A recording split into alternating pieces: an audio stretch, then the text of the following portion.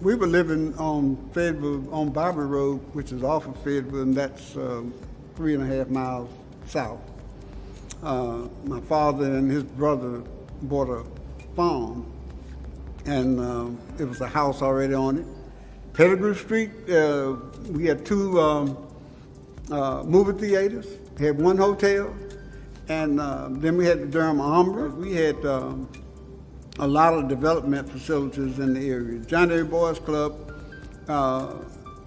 was built by brick donation. Built a gym and tennis courts. And then we had tobacco factories. A lot of the people were able to buy homes and all that had just high school education or something less. They were able to own homes. I saw someone just running a hot dog stand and buying a new Cadillac. We've lost a lot of ground, And as much as some of our younger people were being educated, they were being educated and dispersed everywhere. I'm encouraged every time I see them conquering new areas and expanding business, just having vision and this kind of thing, because without a vision, the people do perish. Good afternoon, everybody. I'm Dr. Henry McKoy. I want to thank you all for coming out today. First of all, I'd like to thank Providence 1898 for allowing us to have this beautiful spot in the historic No Climb Mutual Insurance building. I'd like to thank our team, staff for coming out today to be a part of this wonderful program. We're standing here today at this historic moment, Juneteenth, 100 years after the Tulsa Race Massacre.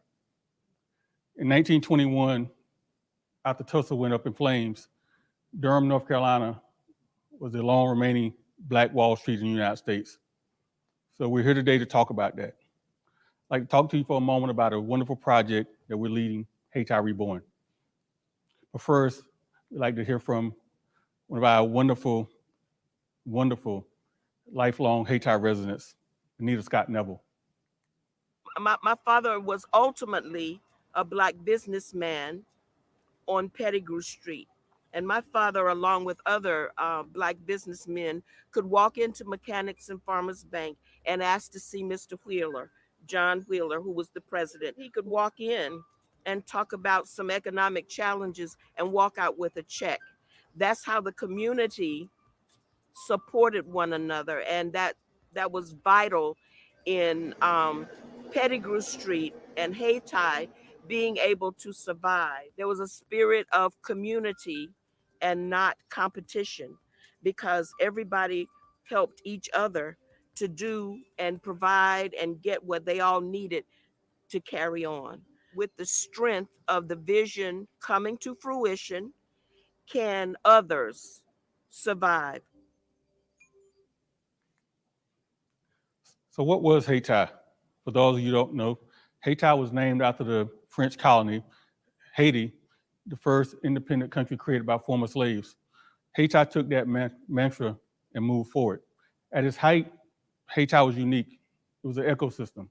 W.B. Du Bois came here in the early 1900s and talked about its marvel, where a man could lay on a bed, go to a store, buy goods, work for someone, was also African-American. And so for us, Hayti is an incredible legacy that we want to bring back. So what does that look like? Well, in order to create an ecosystem, you need anchor institutions. In the 1900s, that anchor institution was tobacco. It was a global marketplace, because there were not enough white people to actually work in the factory. They had to also bring in African Americans. Those African Americans came in, they took the jobs, a lot of times some of the worst jobs, but they then took that capital, came back to their community, created entrepreneurship, created businesses, and they circulated around the community. So that ecosystem created things like No Climb Mutual Insurance, the building that we're standing in today. It created institutions like McKoy and Farmers, one of the oldest Black banks in the United States. It created No Climb Central University, the first publicly supported historically Black college around in the United States. And so on that legacy, we stand here today. So let's talk about a community economic ecosystem. Again, I talked to you about what Hayti was and how incredible it was, and how it was a marvel of the United States. It was known as the capital of the black middle class. It was known as the city on the hill for African Americans. It actually was a place where, at the time when African Americans was trying to leave the South, Hayti was a place that African Americans came to. And at one time, it had more African American millionaires per capita than any place in the United States. So what happened? Well, in the mid-60s, the highway happened, like it did many other places. Every Black Wall Street wasn't destroyed like Tulsa was, or like Wilmington was in 1898. Some of that came later. Highway systems came right through the middle of black communities, and Hayti was one of those black communities. It destroyed hundreds of houses, hundreds of businesses that were never rebuilt. But in order to understand really what it did, what it destroyed, we have to look a little bit closer. It destroyed individuals, it destroyed families, homes, firms, organizations, and most of all, institutions, which are the backbone of communities. So let's hear from Joy Spate, someone who has a legacy of entrepreneurship in this community. I come from a family of entrepreneurs. My grandfather helped build and finance, to some degree, a lot of the businesses in Black Wall Street. We are one of the last that still own and operate from that era, from Hayti and Black Wall Street era. And that passed to my father, and from my father, to his children. And so we're trying to preserve that legacy now. While each one of us have our own set of businesses, some of us multiple, we're still trying to continue that legacy of entrepreneurship and ownership while supporting our community. Durham needs resources. Durham needs resources, and Durham needs the people of Durham, because I think there's two totally different things. There's Durham, and then there's the people of Durham, and the people of Durham need equity, and they need to be made whole and healed from all of the atrocities from the past. And the baseline is equity, period. If it's not equal, it's not inclusive, and it's not diverse. So to understand where Durham is now and where it might go, we have to understand where it's been. So what is the evolution of Durham? So first of all, like many other communities, after the Civil War, Durham rose up and it segregated. For all practical purposes, the last battle of the Civil War happened here in Durham. Durham has an enormous Black population. At the end of slavery, the Black and white populations divided. On this particular slide, you'll see a line in between the white downtown Durham and the Black Hayti. That was a railroad track, which for many places was that dividing line. So from 1865 to about 1960, roughly 100 years, we saw that stark segregation here in Durham. However, very differently than other places, Durham Blacks and whites actually did intermingle a bit. And so you had, though you had largely built up the Hayti community around entrepreneurship, that those Black entrepreneurs did have white customers. On the other side of that, you also had some Black institutions that were in white Durham. And so unlike some places that really were just stark by that railroad track, you really did have some intermingling between Black and white Durham for about 100 years. But then what I call stage two happened around the mid-1960s, and a number of factors contributed to what we now know to be the demise of the community. First of all, when the highway system came through the middle of Hayti, it destroyed, again, hundreds of houses, hundreds of businesses. And that really created a downward spiral for the community. At the same time, we had social integration that we know of to be the 1960s, the civil rights movement.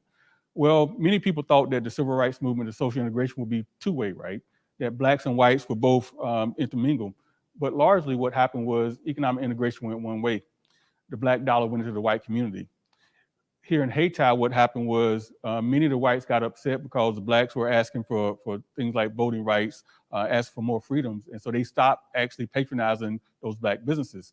And so over this time period, you really saw an incredible decline of the Black Durham. Then, probably around 1985, for the next 20 years, what we saw was the impact of globalization. Now, globalization itself actually had a total, incredible impact on all of Durham. Tobacco production went overseas, largely in China. And so what you saw is decline of institutions, not only Black institutions, but white institutions. And we started seeing also the entering of our Hispanic brothers and sisters to the community. And so for those 20 years was really, really a challenge for Durham. So what happened? This redevelopment that we saw that happened over the course of about the last 15 years, from 2005 to 2020. That growth, that redevelopment really happened on the back of Duke University's rise to become this prominent university across the world.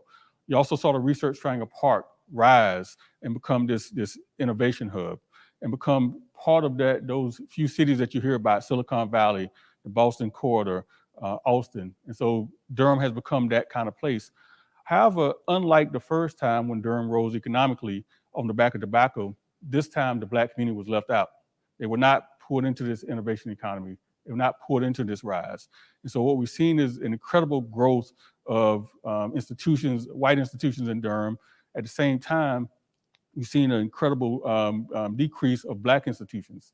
And so what we see today is really an outgrowth of tremendous amounts of investments into that white infrastructure and the lack of investment into the Black infrastructure. So what does that mean? Where are we going? Right now, about 20 people a day move to Durham. Most of those people are white. Most of them are college educated.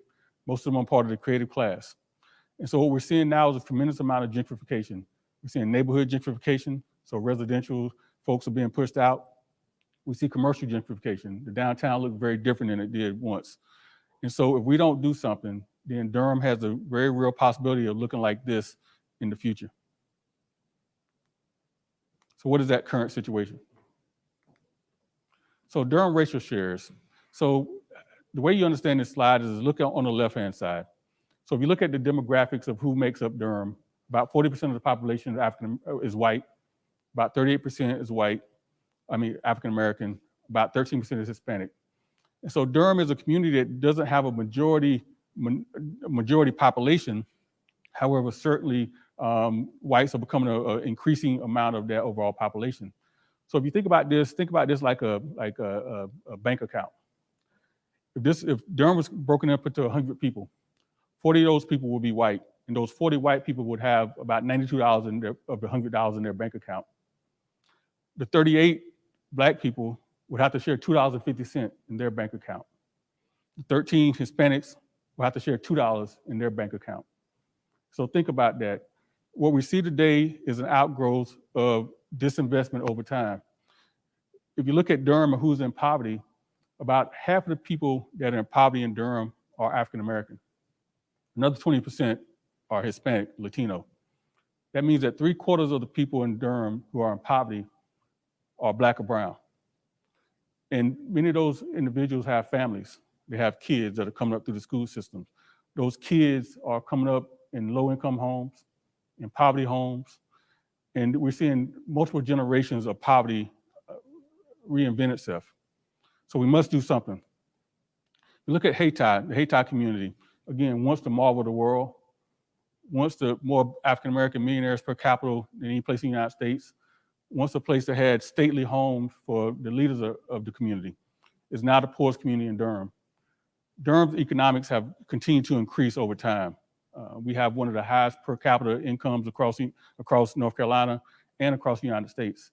But at the same time, the Durham Black community, the Hayti community, has continued to see a decline.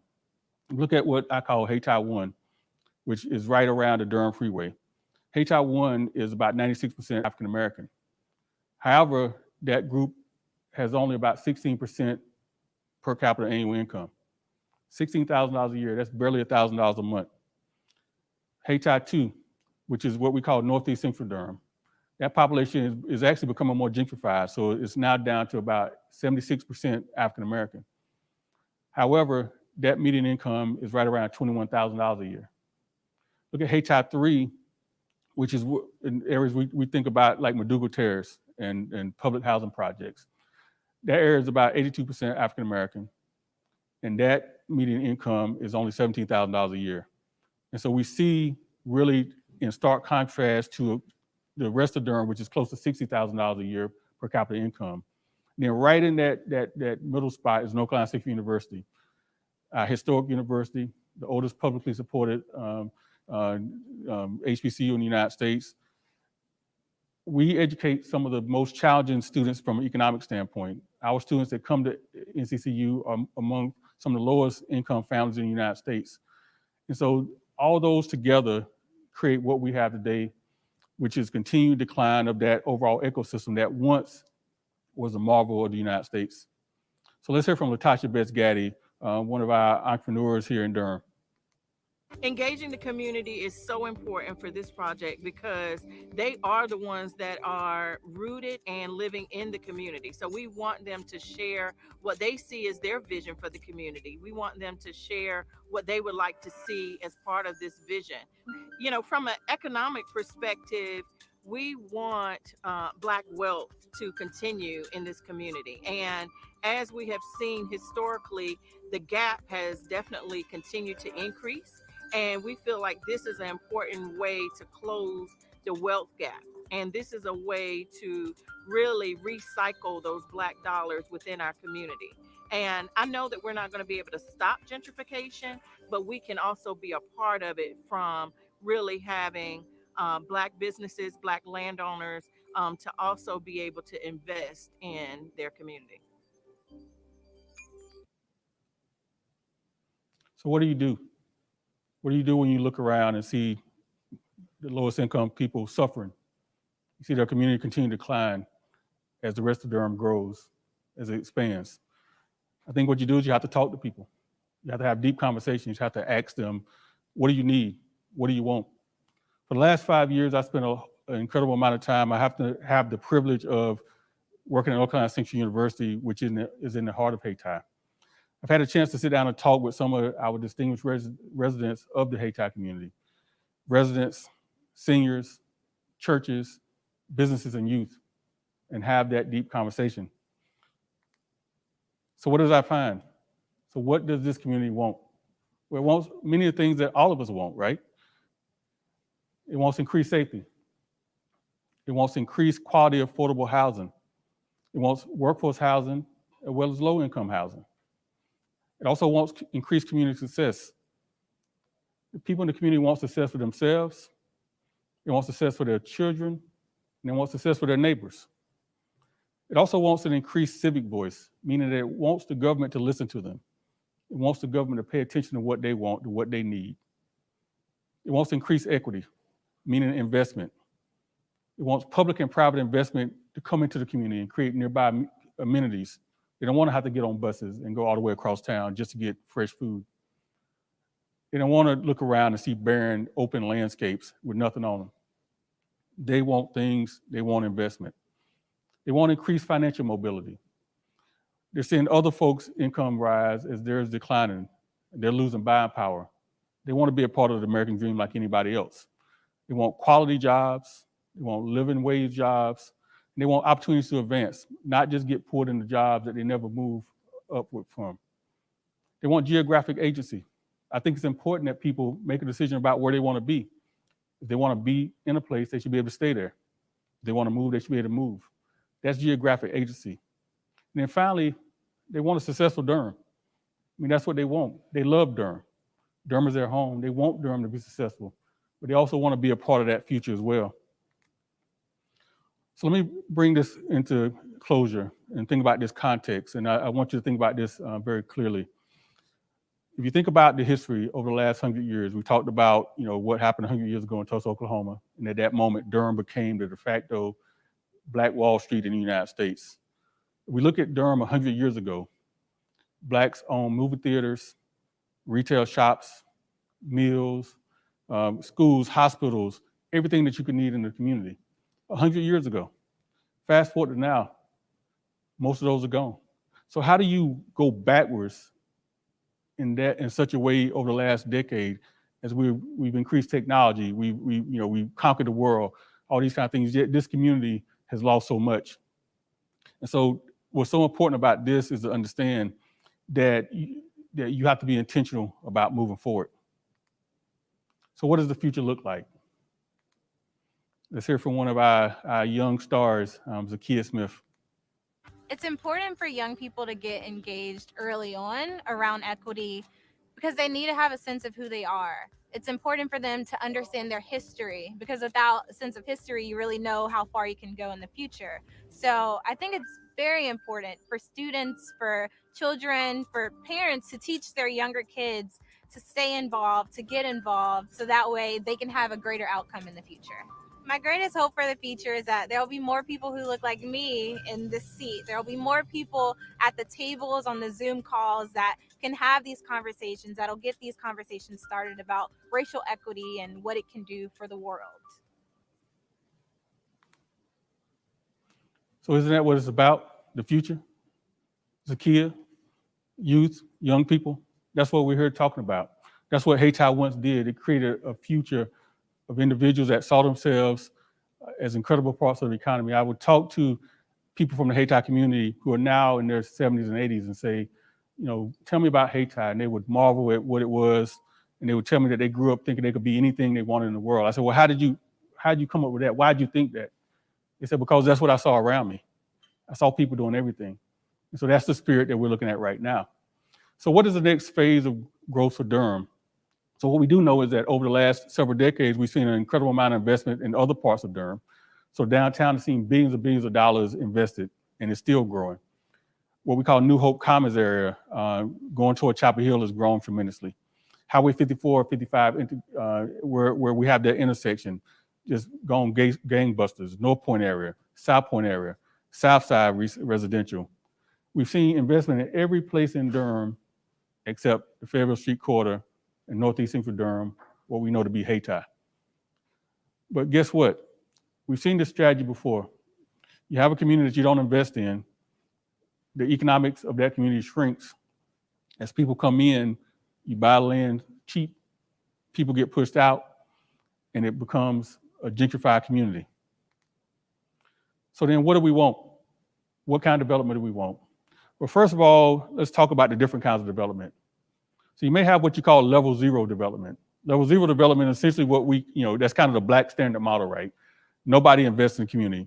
It stays as it is, and it just declines over time. Level one is what I call kind of market-driven development. That's what we know to be gentrification. That means people come in, they push the folks that were there before out, and they replace them. Level two is something a little bit different. Level two is that development that is a bit smaller, not as ambitious. What I call small dreams development, right? It says, okay, well, we'll put something in your community, but it won't be that ambitious. You should be happy with what you get. But then there's level three. And level three is actually what this is about, what Hayti Reborn is about. Level three is about shared economic prosperity. It's about ownership by the community. It's about redevelopment of these properties by the people in those communities. And as they rise, those people's incomes and livelihood rise as well. So the Hayti Reborn mission and vision is really to bring level three development to the Fayetteville Street Quarter and the Hayti communities in a way that benefits the community and Durham, because Durham will benefit if we lift up everybody, and catalyzes positive impact in the nearby and associated areas to Hayti. We will achieve widely shared prosperity, and we would do so while actually honoring the unique cultural legacy of past generations and leaders and strengthening future ones. So we have to have an alternate mindset to do that. First of all, we have to really begin with this idea of finding the solution absent of what it's going to cost. What is the real solution to this problem, right? How do we get to the roots of the problem and not just worry about the symptoms of the problem? We have to start out with the idea of a blank slate. If you start out with a $10 budget, you're going to come up with a $10 solution. So we have to go beyond that. And we have to throw all our assets into this mission. We got to be totally in, all our brain power. And guess what? Those people in these communities bring a great amount of that brain power. What we see sometimes as liabilities are actually assets. And we have to use those assets to move this community forward. So what are the three components of success? Well, we have to bring together the public sector, the private sector, the philanthropic sector, all together, and we have to be willing to be re-educated. Re-educated because we all came up in this system that really is drenched in systematic racism. And we have certain things that we think about population, but we have to get rid of that. We have to re-educate ourselves. But we also need 3 other things in this endeavor. We need bold and visionary leadership. We need innovative partnerships, and we need reparative justice. So the bold and visionary leadership, we must look at the situation through new eyes. We must really rethink this whole, all this work that we're doing. We have to see minority and the minority communities as part of the solution, not the problem. When it comes to innovative partnerships, we got to bring together public, private philanthropic partnerships together and bring new approaches to the table. Things that we've never dreamed of before, that we've never tried before. We have to bring those to bear on this problem. We have to really be intentional about those partnerships and who's at the table. Diversity, inclusion, and equity are not the same thing. So we got to make sure that what we do is equitable. Reparative justice. We have to really look at what we might think of as systematic reparations, right? The systems that we have currently are reproducing these inequities.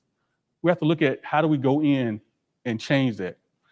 We have to create reparative justice for past generations, current generations, and future generations. And that means bringing capital to bear and opportunity. So what does that look like? Well, guess what? It's simple, but it's not an easy model. It's what I call equity by design, a total portfolio strategy. So why equity by design? Well, because the system that we have now was inequitable by design. It was created to do exactly what it's doing now. In order to change that, we have to create a system that was made for equity. And that means looking at all the assets we have in the community. How do we use land? How do we use capital? How do we build homes? How do we build businesses? How do we invest in our future generations? How do we do all that? And it can't just be for a moment in time. It's going to take multi-decades of investment, of real investment, of intentional investment. And think about this. We have to create a place where equity matters, and it always moves forward. And guess what? Placemaking is not about the place.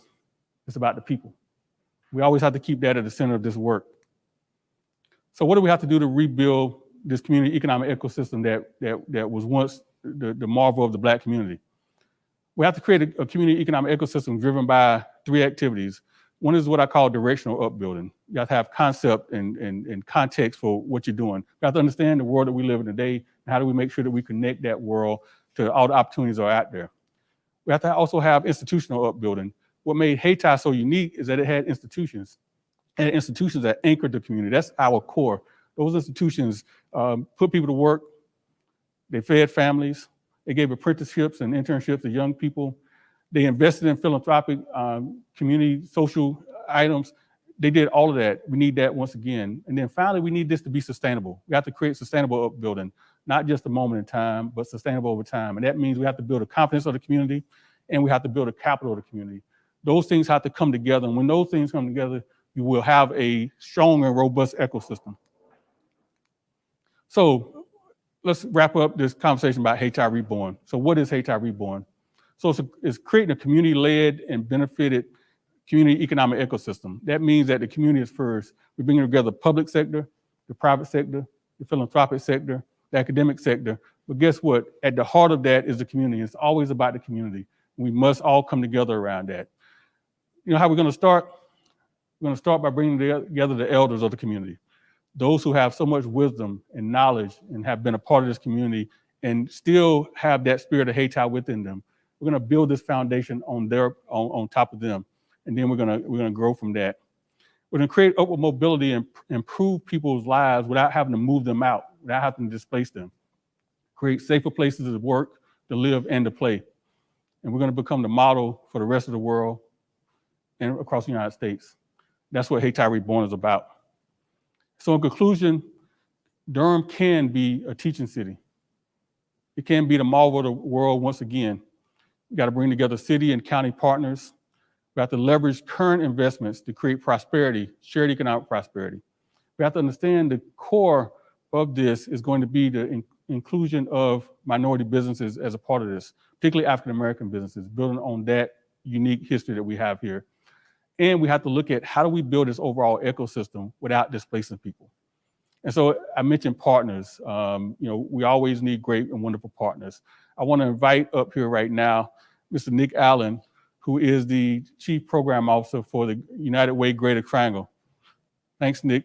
Thank you, Dr. McKoy. Good afternoon. Every neighborhood has a history. Stories of dreams and challenges, stories of strength and resilience in the face of injustice, an origin story, and a story of rebirth. These stories are held and carried forward by the people most connected to the place. It is through this history, these stories, and most importantly, the people, that we find purpose in our steps today and a collective vision for the future.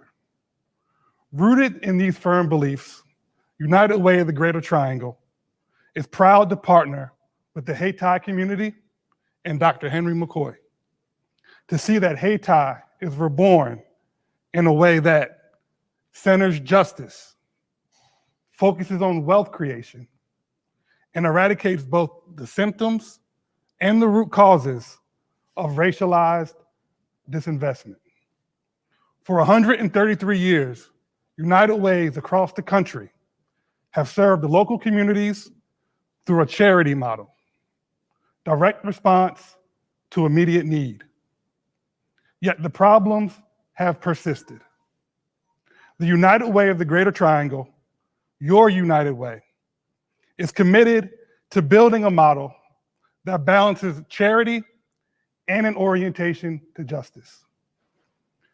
A strategy that will build the abilities of local neighborhoods like Hayti to own their stories, to define the work that needs to be done, and decide how we get to success. We call this approach neighborhood impact.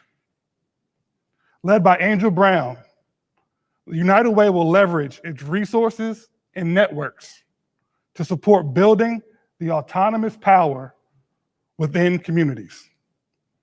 The power to define and the power to decide.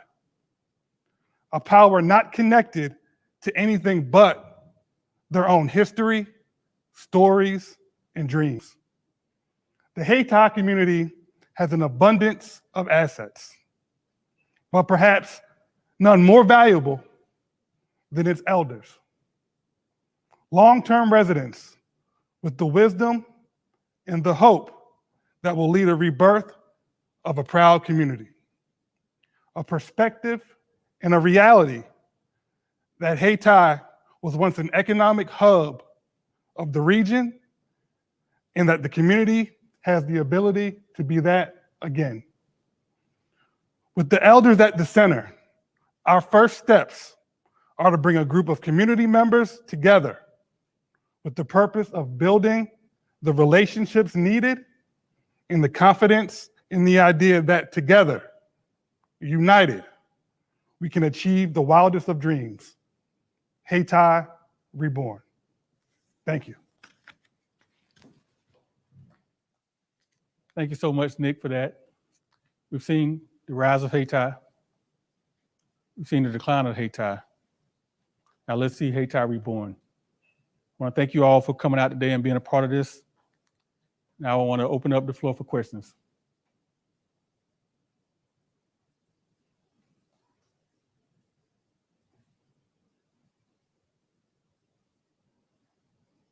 Okay.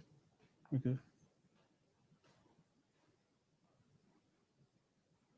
I think we're good. Well, thank you all for this time, and we look forward to working with you. We need your help. We need your assistance. Let's join forces and rebirth Hayti. Thank you.